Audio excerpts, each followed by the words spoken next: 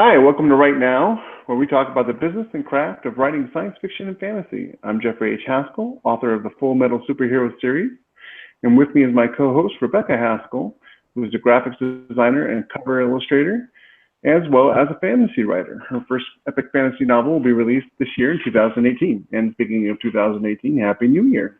This is episode 2, and today we're talking about self-publishing myths. In other words, the misconceptions that people have about the nature of self-publishing.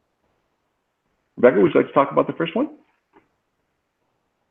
The first one I wanted to talk about was the misconception that indie authors don't make money. So whenever I hear this, I remember it was several years ago, I read an article, I think it was either in the Times or it was in the Washington Post, one of those, where it talked about how in order to self-publish a book, you need $10,000. Now that blew me away. That number just blew me away. And I know from Jeff's experience, I mean, how much did it didn't cost you near that amount, did it? No, not even close, not even 10% of that. Now granted, I have a cover designer who gives me a good discount, but even if I spent $500 on a cover, which you don't have to spend $500 on a cover, not even close, and I spent $500 on editing, that would just be $1,000. And you don't even need to spend that much. So no, not even close. I kind of feel like one of the problems when it comes to comparing self-publishing versus traditional publishing, how much it's going to cost you, is especially because nowadays I've heard that more and more people who are seeking traditional publishing are actually going for professional editors to edit their manuscripts before they send them in.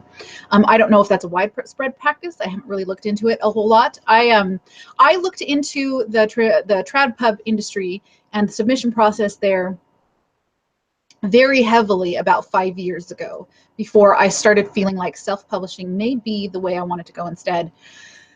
I think one of the biggest problems that we have is a lack of data. Okay, so the traditional publishing houses, they don't share their data, and one of the best resources for the numbers has been the author earnings report that comes out. Who are the guys that do the author earnings report? Data Guy and Hugh Howey, and that's actually his name, Data Guy. I mean, it's not his legal name, but that's just the name he goes by, so nobody knows who he actually is. Mm-hmm. While I have heard people dispute the numbers, the legitimacy of his numbers, as far as how widely accepted those numbers are, has gone up in the last few years as people have been able to check his numbers against the market and against what they can get from Amazon. And so now I think most of those who disagree with Data Guy and Hugh Howey, they don't disagree the numbers, they just disagree what does that mean for the market. I think the biggest thing, though, is that when you're comparing self-publishing and traditional publishing, you're not comparing,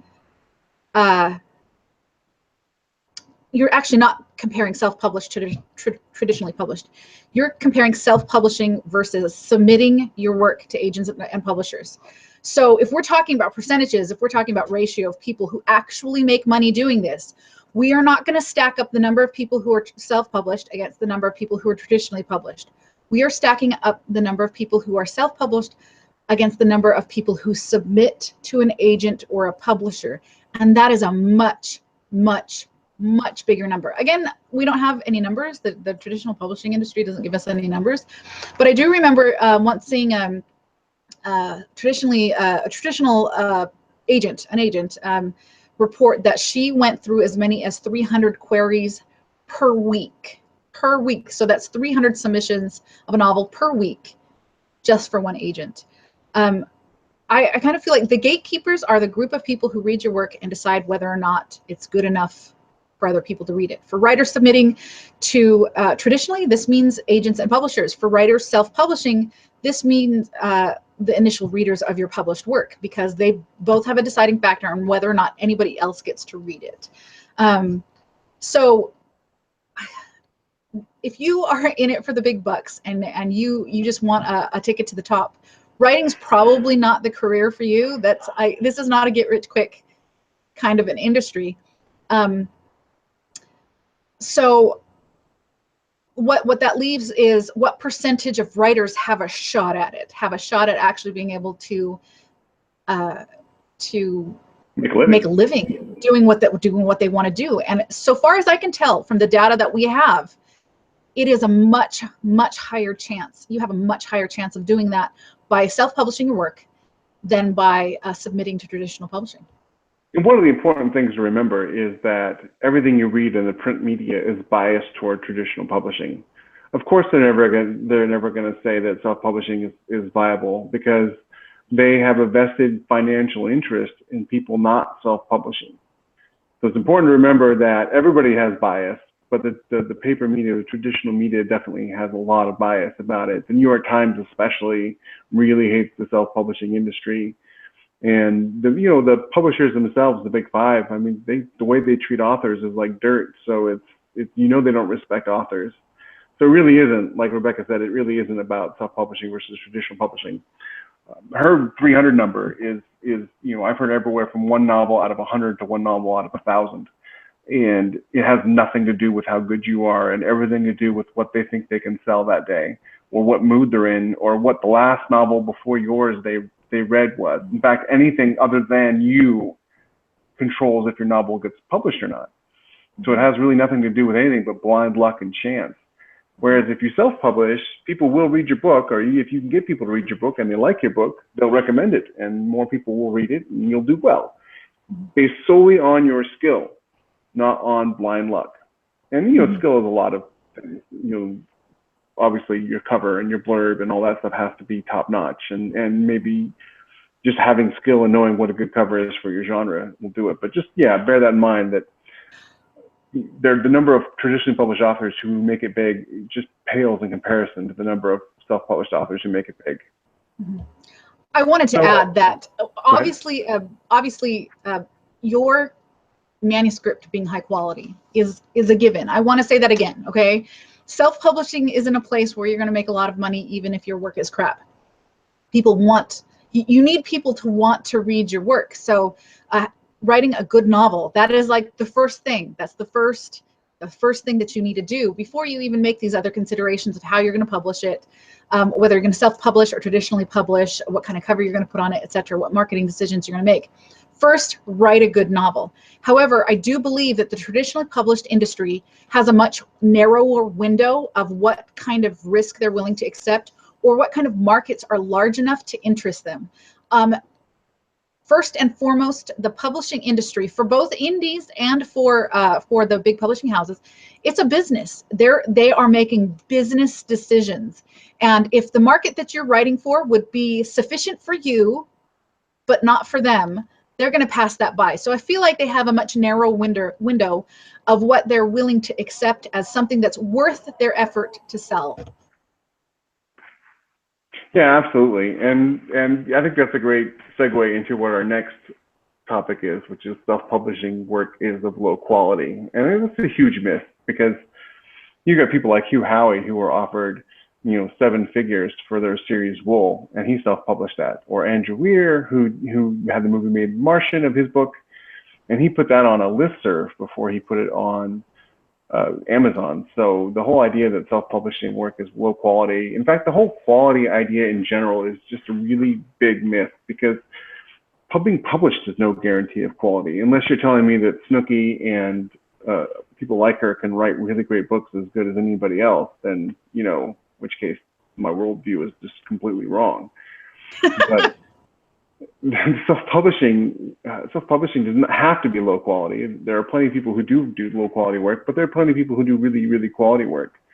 And not just for the manuscript, but we're talking about the cover designers and the editing and the proofreading and all of that stuff. Especially as the market matures, as the industry matures, more and more people who used to work traditional publishing are coming self-publishing, and that is bringing a level of expertise to it in the form of editors and cover designers. I think it's important to remember that every book has mistakes in it. There's no escaping that. Go online and you can find lists of books, traditionally published books, that have massive amounts of mistakes in them. J.R.R. Tolkien spent most of the last part of his life chasing down all the mistakes that were in his books, not mistakes that he made, mind you, but mistakes that they made in publishing. They changed words or messed up words or whatnot, and he was always trying to get that fixed. So just because you're self-published doesn't mean your work has to be low quality. Mm-hmm. I think it very easily can be. I think it very easily can be if you don't put a lot of thought and consideration into the quality of your work, into the editing, into the the spell. Use spell check. I mean, spell check is a good thing. It's not going to catch everything, but I think that there are certain things that you could do to make sure that your work is of high quality. But I don't think it's any more impossible for someone who is self-published to produce a high quality piece of work than it is for someone who's traditionally published. Because again, a lot of the people who offer those services, proofreading, developmental editing, cover work, etc., they have worked within the publishing industry. So I feel like as the market has matured, this wasn't the case in the very beginning of the industry, when the very first people like Amanda Hawking were putting out their self-published novels. It was all a whole you have to do it yourself kind of situation. But again, as Jeff mentioned, as the market has matured, I feel like more and more self-published authors have access to the same work, skilled services that the traditional published industry also has.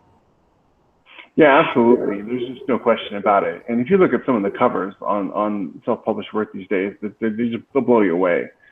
The thing to remember, though, as an indie author is that you're basically, the one review you're always going to get, and I call it the boilerplate review, is great book, good story, needs editing. It doesn't matter if you have an editor. It doesn't matter if you have 5 editors.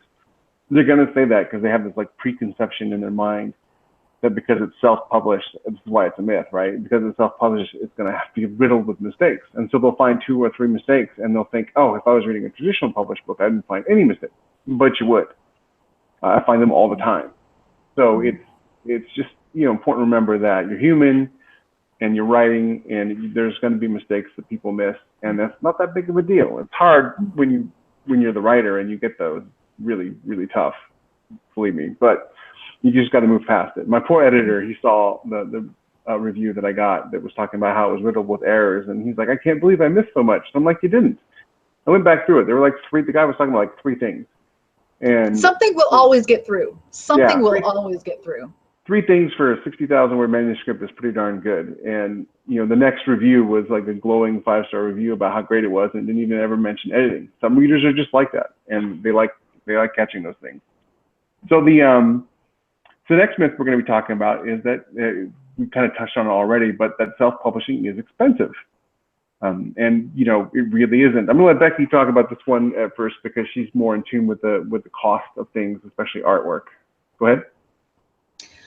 So self-publishing can be expensive. I just want to say that outright. It can be expensive. It depends on what avenues that you take. If you want access to that kind of skilled work that we're talking about, that is traditional, that can go toe to toe. I don't want to say with the traditionally published industry, because again, the range of quality within the traditionally published industry is very wide. I remember going to some years back, going to the Barnes & Noble and looking at the fantasy section and finding this new author named Rachel Aaron, and she had this new series out that looked really interesting. Oh my gosh, the covers were terrible.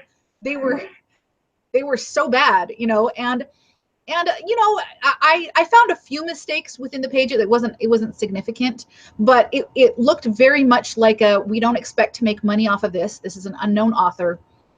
We'll see how it does. The series was a huge success, completely launched Rachel Aaron's career. And after it became wildly successful, then the publisher, new work and new cover art. They look gorgeous. And that now they look like the bestsellers that they were. So I don't want to necessarily compare self-publishing against all of traditionally publishing, because there is that range of quality and how much investment the traditionally the publishing house. This was Orbit. This wasn't like some tiny little imprint. so the range, the amount of investment that they're willing to put into a book is going to vary depending on who the author is and how much they think they can make back on their investment. So yes, it can be expensive depending on what you're going for, but I want you to be aware that there's always alternate routes for the things that you're trying to do. I think one of the big things writers get caught up in is that idea that their first book makes their career. That first book, if it's just good enough, if it just has a good enough cover, if it is perfect, if it is without flaw, then that will launch a successful career as a writer. And I really just don't think that's the case. A career is built on the back of many books written. Jeff knows a little bit more about that, but before I let you talk, I wanted to mention there are always alternate routes via the community. It is worth your while to get involved with the author community. It is always worth your while to get to know other people that are involved, people that are both writing and maybe serve the writing community in the periphery, like cover artists, editors, etc. Make friends within the community. For Jeff's first several novels, what we did for editing was we traded my illustration for professional editing. We know a professional editor, and he is also a writer, and he needed covers. So I illustrated some covers, and he edited for Jeff, and it was a great situation. You can find people with the skills that you need and find other ways to I don't know, provide them with dental work. If they're local, provide them with dental work. Are you a dentist? Are you an accountant? Do their taxes. There are other ways to get access to the work that you need. It just requires you to do something that a lot of writers are really reluctant to do, and let's put yourself out there, is make yourself available and make friends. It's also important, I think, on this whole self-publishing is expensive thing we touched on a little bit, but it's also important, don't compare your first book makes your career thing. Don't compare yourself to, a big time author. Just don't do it, because that's not your comparison there. Your comparison is everybody else who's releasing a book every 4 months or a year or whatever the release schedule is. That's your comparison. You wouldn't say, hey, you know what, I'm going to pick up basketball on Saturday and I'm going to do it for the first time, and then go out there and miss a couple of shots and go, man, I'm just not as good as Michael Jordan. You wouldn't do it. Awesome. It's a learning process. So you just really have to, to go at it one book at a time, and go from there. Mm-hmm. I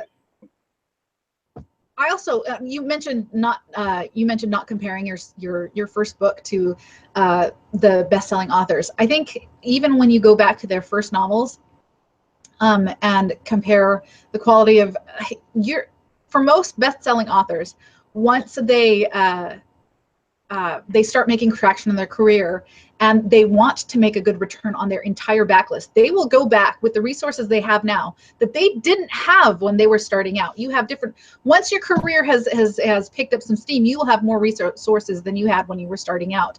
So you can go back and look at their first books, and they will be gorgeously covered with custom illustrations, and it'll have all of the bells and whistles, that actually they may not have had when they first released that novel. If you look at it as a long game, as in you are growing into your career, I think the pressure to make that first book just perfect, flawless, the best, top notch. Obviously, you want to go for the highest quality that you can achieve. If it requires if it requires a little bit of sacrifice on your part, that it probably will, and that's a natural thing to do if you're invested in this as a career. Go for the best that you can do, but if you can't pay Tom Edwards $1,000 for one of his beautifully painted science fiction covers, then don't sweat that. That's not a requirement for selling your book. I also want to just put this out there for people who are not familiar with the market for covers. Research the market before you make any investment. Research the market before you pay anybody anything. I want to say right now, as of now, I don't know how accurate this will be a year from now or even 6 months from now, but right now you should be able to get a good professional looking cover for between $30 to $50. That's pretty much the expenditure you should be able to make. Now you're gonna get a stock art cover for that price, but the thing is, the originality of your cover is not as important as the How well it sells your book.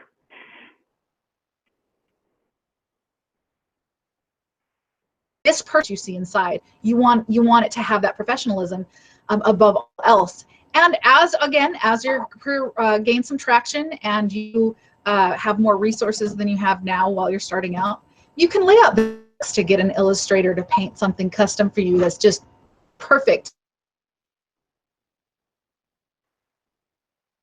to what you were imagining. Kind of a traditionally published sort of perspective where we think that first release, all this book is going to do ever, and it's going to dictate how well I do as an author ever. The reason why you feel that way, brought up on the perception of the traditionally published model, is because that first week that you release your book does determine how well your book is going to do. It's going to determine whether it hits any of the bestseller lists, and those bestseller lists are hugely influential as far as your career goes. It also indicates to your publisher whether or not it's worth the trouble to sign you for another book. So your career really, really is dependent on the release of that book. Whereas as a self-published author, you have a lot more flexibility. Say you write a book, it releases and the world goes, meh, that is not the end. That's not the end. Here, it's actually might even be a good thing, because if the world says meh, you get no sales, it shoots up to 500,000 on Amazon rankings. And guess what? Nobody sees it. Nobody has seen it. Maybe just like a dozen people have seen it. So it might as well not have been released at all. If you want to, if you find this worth your time, and I know, Jeff, there are a lot of authors who say, just write the next book. But if it's important to you and you feel like you want to put that time investment later on the line, again, when you have maybe more resources, or you can research the market a little bit more, or maybe just evaluate what you've done, maybe with the help of your peers, and figure out, what went wrong here with this release, or maybe just try something else, see if trial and error will help you out. You can release it, and it will, because nobody's read it to that point, it might as well be a new release. You know what I'm saying? So you have a lot more flexibility as a self-published author as far as your launches go and getting it right than you do as a traditionally published author. Yeah, absolutely. And just bear that in mind, that when you're releasing your first book, just try not to put too much pressure on yourself. You're going to, but try not to.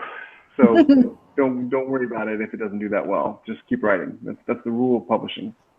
All right, the last one we're going to touch on right now is kind of a hot topic in the community, because so many people are for it and so many people are against it. And I think a lot of it comes from a misunderstanding of what it exactly is, and that is writing to market. There's this big myth that you don't write to market as a self-publisher. You shouldn't write to market. And then there's a lot of people who are like, oh, you should write to market. And then the process they describe isn't really writing to market. There's a fantastic book, many fantastic books about it. My favorite is Chris Fox's one titled Write to Market, which is, a pretty plain title. And the thing to remember is writing to market isn't like a crime, but you're not writing something you hate just to make money. You are writing something you love that is also popular at the moment. And it's really important that you always write something you love. And I think that's where the whole write to market myth comes from, is that, oh, you're just writing to market. You don't really love what you're doing. And if you've ever read a book and the author hated what they were doing, you often can tell. I say often, not always, because I know writers who I loved this book, and then I find out later that they were contractually obligated to write it and they hated every second of it. But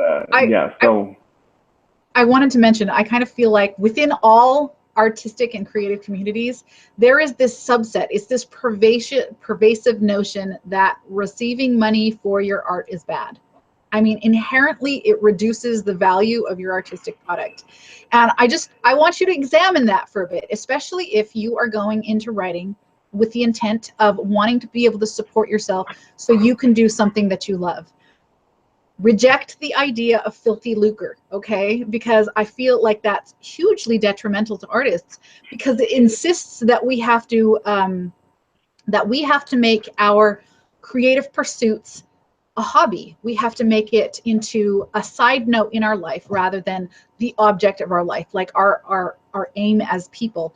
I think artists who are able to make their art as into their goal as people, I think that their opportunity to turn out honest, genuine, creative work is going to be a lot higher than somebody who, and not always, but then somebody who has to squeeze in their artwork around, you know, a day job at Micron or something like that. You know what I'm saying? There's this idea. There's this idea, and I've watched you struggle with it for years, because you create something from nothing. That means your value of what you create is nothing. And it's just simply not true. So don't devalue the market by making it seem as though gaining money for your artistic product is somehow inherently wrong.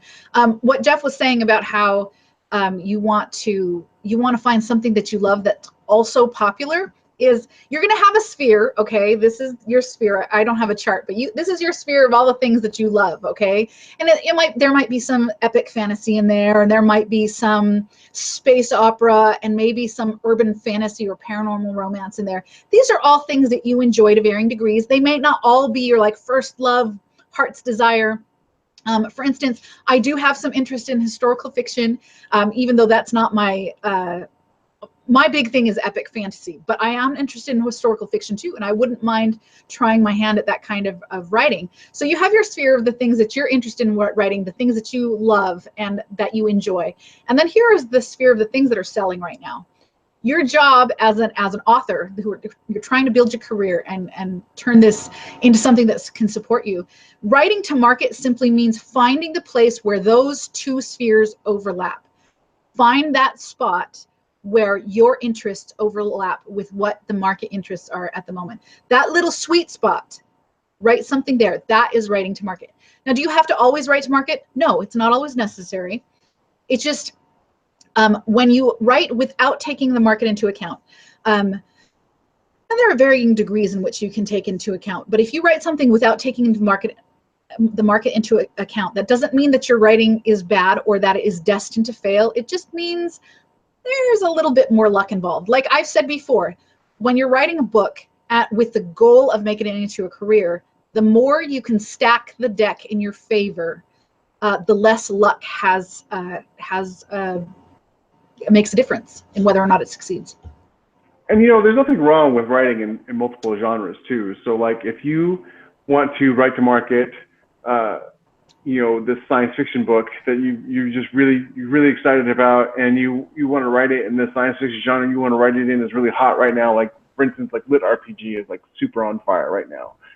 But for most people, lit RPG is a brand new genre, and so there's a lot of people writing in it. And it's okay. I'm going to write in lit RPG, and that's a cool idea. I like it. I can make a great story in that. I'm going to do that, and you make money doing that, and then you write something that is more your heart's desire because you want to write, historical science fiction, Jules Verne kind of stuff. Then, recognize that there's probably a smaller audience for that. So, you can bat back and forth. You can write one novel for, that you love for that's more marketable, and one novel that you really love that maybe isn't as marketable, as opposed to just writing the stuff that isn't as marketable. And again, there's nothing wrong with that if that's what you want to do, but just be aware that if it's not very marketable, you probably won't make a lot of money off of it. Like steampunk, a lot of writers love steampunk. Unfortunately, there just isn't a lot of people reading it. It doesn't sell super well. I did want to mention, like you were saying about, oh my gosh, my brain just went blank. Okay, cover for me. What we want to do is the last thing we want to talk about too. We're just going to touch on it briefly. Is about the prestige of writing. And there's a lot of authors who talk about a lot of aspiring authors who talk about I'm going to go traditional published, as if they have that choice because they want the prestige of being published. And so the myth here is that there's absolutely no prestige in self-publishing. Granted, you will probably never win a Pulitzer Prize self-publishing.